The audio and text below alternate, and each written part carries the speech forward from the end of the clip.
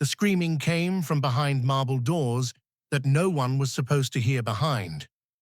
Caligula stood in the palace corridor at midnight, his face serene, watching senators file past with their eyes fixed downward. He had just finished with the wife of one of them, a woman named Livia, who had been summoned to his chambers 2 hours earlier. She emerged disheveled, her makeup smeared, her walk unsteady, while her husband stood in the crowd and said nothing. He couldn't say anything. To protest was to die. This was Rome under Caligula, and this was the system that every emperor after him would understand and refine. The mistress wasn't an affair. She was a weapon. She was how you broke an empire from the inside by breaking the men who ran it. The Roman emperors didn't invent the concept of the mistress or concubine, but they perfected something far more sinister than simple infidelity. They turned the sexual subjugation of women into a tool of political control so complete that it made every man in Rome complicit in his own emasculation. It was a system that worked so efficiently that it lasted 4 centuries, and it was built on a psychological principle that went deeper than law. Access to women's bodies was the ultimate currency of power. The man who controlled women controlled everything else. Augustus, the first emperor, had established the foundation. He preached family values. He punished adultery. He exiled his own daughter Julia for sleeping with men outside marriage. He created an image of moral authority based on the sanctity of the Roman household. But Augustus also kept mistresses. The difference was that Augustus maintained the fiction of propriety. He kept his sexual arrangements semi-private. He understood that power needed the appearance of restraint. His successor Tiberius understood something different.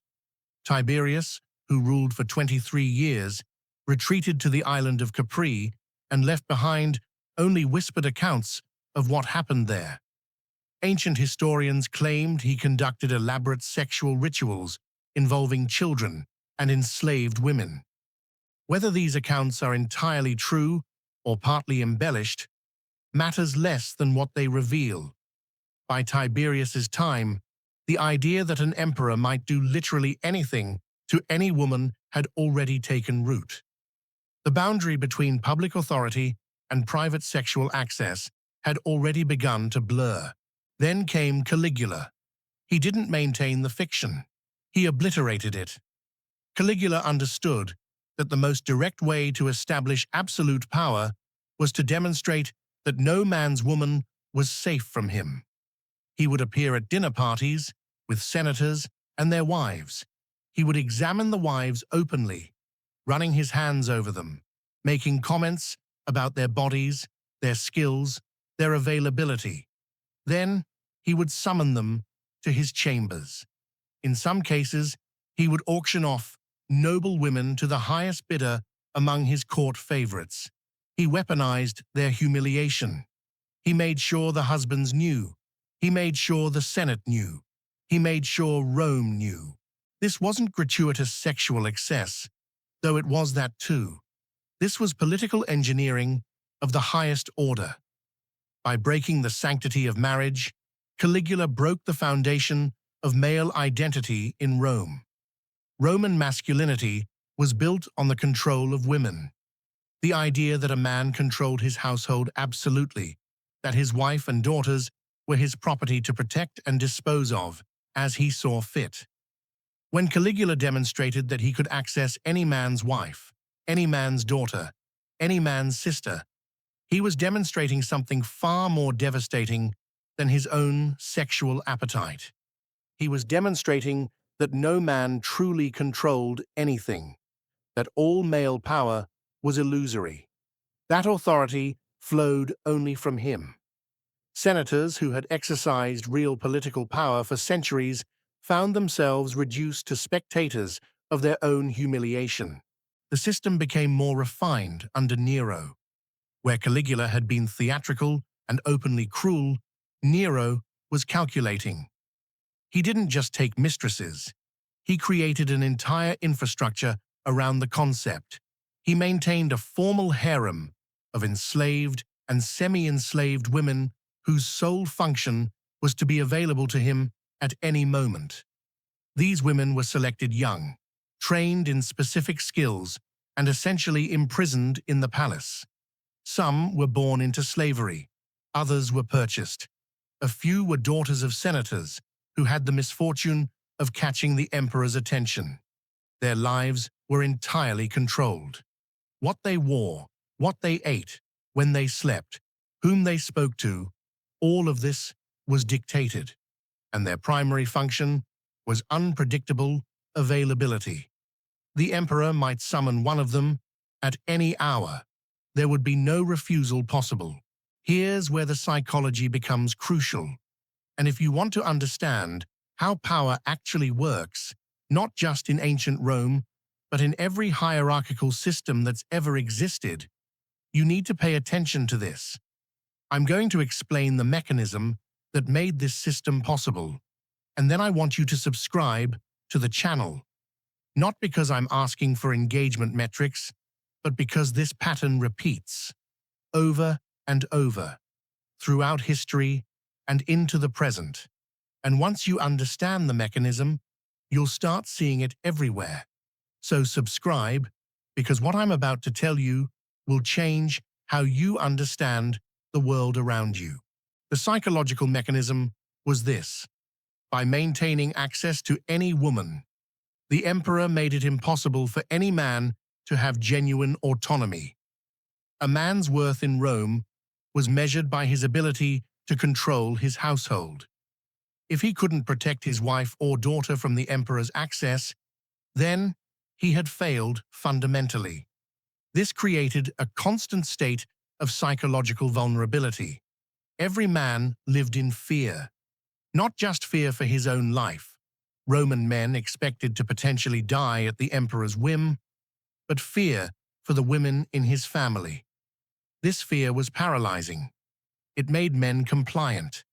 It made them obedient. It made them willing to do anything the emperor asked, because they lived in constant terror of what might happen to the women they claimed to protect. Nero took this further. He didn't just maintain a harem. He made strategic choices about which women to favor. He would cultivate relationships with the wives or daughters of powerful senators, then suddenly discard them. This created a constant reshuffling of alliance and resentment. A senator, whose wife had been the emperor's favorite, might be lavished with wealth and position. Then his daughter might be brought into the palace, and the wife might be discarded. The emotional torment was constant. The women involved experienced something profound. They understood that they were interchangeable, that their entire value lay in their sexual availability to the emperor, that their fate was completely beyond their control. Some of these women fought back in the ways that were available to them. There are historical records of mistresses attempting to influence policy, to protect their families, to secure better conditions for themselves. Nero's mistress Poppaea Sabina became so powerful that she essentially ran the empire for a time. She convinced Nero to murder his mother, Agrippina. She had him murder his first wife, Octavia. She bore him a child, which elevated her status beyond anything other mistresses could achieve. For a brief period, she appeared to have genuine agency, but it was always contingent on the emperor's whim. When she became pregnant a second time and miscarried, Nero's interest in her evaporated. Ancient sources claim he kicked her repeatedly in the abdomen while she was carrying his child. She died from her injuries. She had been the most powerful mistress in Rome, and it meant nothing the moment she failed to provide what the emperor wanted. The system created a particular kind of psychological damage in the women subjected to it. They lived in constant uncertainty. They might be elevated to extreme privilege one day and cast out the next. They had no legal recourse. They couldn't divorce. They couldn't claim abuse. If they resisted the emperor's advances, they risked death or worse, the death of everyone they loved. Some developed sophisticated coping mechanisms. They learned to read the emperor's moods. They learned which behaviors pleased him and which displeased him. They learned to anticipate his needs before he articulated them. Essentially, they were trained to become perfect mirrors of his desires, their own preferences, their own body's needs, their own psychological integrity. All of this had to be surrendered completely. What's remarkable is how effective this system was. For nearly 400 years, it persisted. Emperors came and went, but each one understood and maintained the basic structure. Women remained a currency of control. The harem remained a tool of political subjugation. The threat of sexual access remained a way to keep the male aristocracy compliant. Some emperors used it with more restraint than others. Some maintained the fiction of propriety. But the underlying system, the understanding that the emperor's access to women was absolute and that this access was fundamentally about power, remained constant. Even the emperors who were remembered more favorably understood and utilized this system. Marcus Aurelius, remembered as the philosopher-emperor, maintained the standard imperial harem. He kept mistresses. He made strategic choices about which women to favor and which to discard.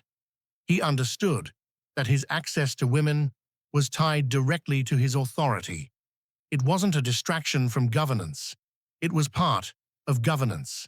It was the mechanism through which he maintained control over the male aristocracy. What happened to these women afterward? Some of them disappeared entirely from the historical record. They died in the palace, forgotten by everyone except those who had known them intimately.